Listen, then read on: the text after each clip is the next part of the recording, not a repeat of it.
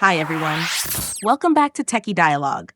In this video, we're going to show you exactly how to redeem Minecraft code on PC, step by step.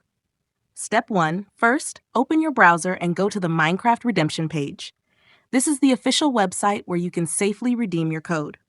Step 2. Once you're on the page, sign in using your Microsoft account.